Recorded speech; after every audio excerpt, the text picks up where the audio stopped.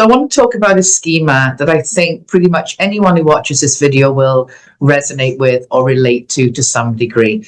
And that's the Unrelenting Standards schema. And you probably are not familiar with a lot of the schema names, but I'm sure you're familiar with the term perfectionism. Unrelenting Standards is the schema that drives perfectionism, and also, on the other flip side, procrastination. So it's a fascinating schema in many ways because it's so pervasive. It has tentacles everywhere. And you can kind of think of the Unrelenting Standards schema as an internal evaluation system that is constantly setting extremely high standards, almost impossible standards on ourselves and on others. So I'll talk a little bit about some of the ways it manifests, first of all. So the internal experience when you have unrelenting standards is one of constant pressure, constant feelings that you can't get everything done, that there's always something to be done. You're constantly striving to get to a kind of finish line where hopefully you'll feel peace and accomplishment and relaxation, but that never comes. And that's because the Unrelenting Standards schema does not allow us to stop. It doesn't allow us to relax. When we try and relax, it feels internally like we're wasting our time. So it creates an internal state that is constantly in mild to moderate or extreme states of fight, flight, stress. So as you might remember from some of the other videos I've done, when we're in states of high stress, when we're in fight, flight, or even freeze states, we cannot experience the more elevated human emotions such as joy, serenity, relaxation, gratitude, feelings of accomplishment, feelings of satisfaction. We just can't access them.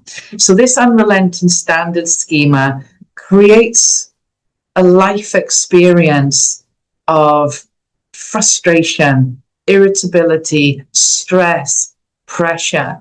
And when we feel those a lot of the time, we often end up quite snappy and irritable, angry, kind of lashing out at others, criticizing others. So when we go through our day like that, as you can imagine, it doesn't bode well for relationships. Living with somebody with unrelenting standards, perfectionism, is really hard. We are really hard to be around because we're constantly evaluating situations against an impossible standard. So it's also kind of where it looks like we're always looking at the negative, so you might have a day where you have, 22, 23 good experiences, things that go right. And then you have a few experiences which are not so pleasurable or don't go right or feel like some kind of failure, and you latch onto those. So you're always, your life, your experience is always falling short of this idealized, impossible, perfect situation. And a lot of people kind of confuse perfectionism with excellence. So people with unrelenting standards are often afraid to let them go because they feel like they won't achieve anything anymore. But it's quite the opposite. When you do let go of unrelenting standards, you don't let go of good standards, of quality work. You let go of this relentless slave driver that keeps you pushing, pushing, pushing, and never feeling that what you've done is enough. And obviously, this unrelenting standards can affect any area of your life. Relationships, as I said, one of the things of relationships is when we have perfectionism and relenting standards, we feel like we shouldn't have uncomfortable emotions. We shouldn't feel like a failure. We don't want vulnerability. We feel like vulnerability is a failure. So we don't share our inner world, perhaps with other people. We're quite hard and rigid to others. We're always trying to maintain this front of being in control, being perfect, not being human, basically. And this is the thing about unrelenting standards. It doesn't mix well with the human condition, because obviously to be human is to be imperfect.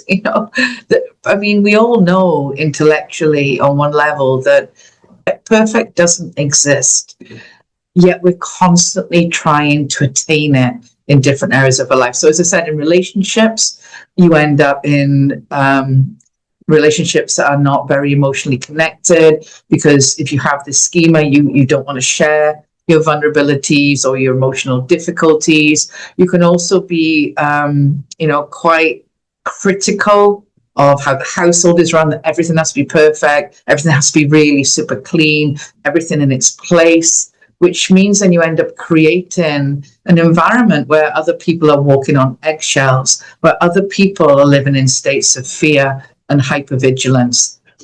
In work, you can end up like not wanting to delegate. You feel that you should be able to handle everything. So maybe if your workload is too high, and you can't realistically manage it in the time that you're given, you think you must be able to find a solution. There's a perfect solution. You should be able to do it. So you can end up chronically pushing yourself to burnout because you don't want to admit your failure at not being able to achieve a task. Also, procrastination is a massive part of perfectionism. So when we go to approach a task of any sort, we're never guaranteed, of the outcome of it. And we really want to do it perfectly. So we can end up paralyzed by anxiety, which stops us starting, and then we start to do other things. And that's the thing about perfectionism and unrelenting standards. It's actually driven by anxiety and shame, because it develops in childhoods where our self-worth is equated to performance, where maybe perhaps we were only given praise, attention, or love when we did something really, really well. So we were also maybe given the message that failure is not an option, that if you get a B in a subject, then, why didn't you get an A? What's wrong? So constantly being judged or evaluated against very high standards. And your nervous system then starts to activate. It starts to feel fear around failure, kind of rejection, not being perfect, basically. So we grow up then conditioned to believe and to feel that if we do not do things perfectly, if we are not perfect, if we make mistakes, we start to feel that we're not worthy as a person. So what actually drives this then is an underlying anxiety that we're not really even aware of. We've probably just lived with this feeling all our life, and to us it feels normal. So we end up, what we're actually trying to do is push ourselves to perfection to get away from the underlying anxiety that we're going to fail in some way and we're going to be rejected. I mean, all of this is subconscious. You might not be actually thinking, if I don't do this task well at work, I'm going to be rejected. But you've got this internal state that you're trying to avoid. So your nervous system is constantly pushing for safety by trying to get perfection in what we do. Now, obviously, it's a no-win situation when we have perfectionism. Yes, it might mean that we have success in certain areas. A lot of very successful people in different fields have unrelenting standards. They're constantly driving to get more qualifications, to be better, to get more skills, constantly driving. And that in itself is not a bad thing. Healing unrelenting standards is not about letting go of ambition. It's about changing the motivation for it. So one of the problems with unrelenting standards as well is you don't really feel satisfaction about accomplishments. You're never able to really relax into what you've achieved and then really enjoy, the fruits of your success. And I've worked with a lot of people who have a lot of success in their different careers, but they feel empty inside. And that is one of the effects of unrelenting standards. We're so driven that we're not able to really engage in activities that provide us with, the more so-called positive human emotions. You can't relax and watch a film and really become absorbed in it. She's thinking, oh God, I'm wasting my time. I should be doing this. I should be doing that. You can't really enjoy human connection because you're not able to relax enough, or you're not able to share, the very human side of yourself, because you're afraid that you might come across as imperfect. And then if you feel that way, you're going to feel shame and anxiety. So it really, it affects so many areas of our life. And, it really does. Unrelenting standards sucks the very joy out of life. It's a very grey, bleak, stressful existence internally, no matter what, is materializing in the outside world because of this perfectionism. So how do we get rid of it? I mean, that's what everybody really wants to know. It's like, oh, yeah, okay, I know what it is now. I know where it's come from. I don't care about that now. I just want to get rid of it. Now, it's because it's such a pervasive schema. It can show up in all areas of your life. And with any schema, we first need to identify it. We really need to be able to go, okay, this is what my schema feels like for me. This is what unrelenting standards feels like for me. It's when I'm at work and I'm working through my lunch break because I'm constantly feeling I have to, optimize every minute of the day. I mean, that's another kind of aspect of unrelenting standards is optimization, constantly trying to make the best use of time. And again, in and of itself, this isn't a bad thing, but it's when we constantly operate from this internal driver that the problems start. So for yourself, if you do recognize this schema as being part of your internal makeup, first of all, just take some time and really look at it. Where is it playing out? Is it playing out in your relationships? Do you hold others to really high standards? Do you not delegate at work? Do you take on more tasks? Where does this internal perfectionism play out? So that's the first thing you need to do. The second thing you need to do then is really look at the emotional consequences to yourself, to your life. So what do you struggle with? Are you struggling with constant feelings of stress and pressure? And is that leading to health issues? Because unrelenting standards is probably the schema that causes the most health issues, because you're constantly stressed and wound up. Your nervous system's constantly in fight, flight. You can be angry and tense all the time and stressed. Then you're going to suffer with cardiovascular issues. For sure, very likely you're going to suffer with digestive issues.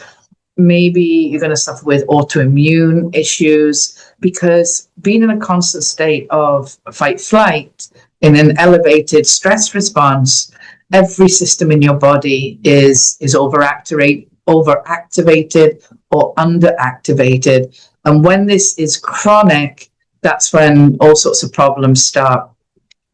So the second thing to do is write down where you see the consequences.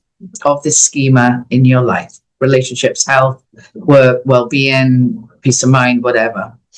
Then what you want to do is look at what is Unrelenting Standards actually giving you. I mean, people say, oh, well, it's given me my career, and yes, that might be the case. But what is it, what else is it giving you?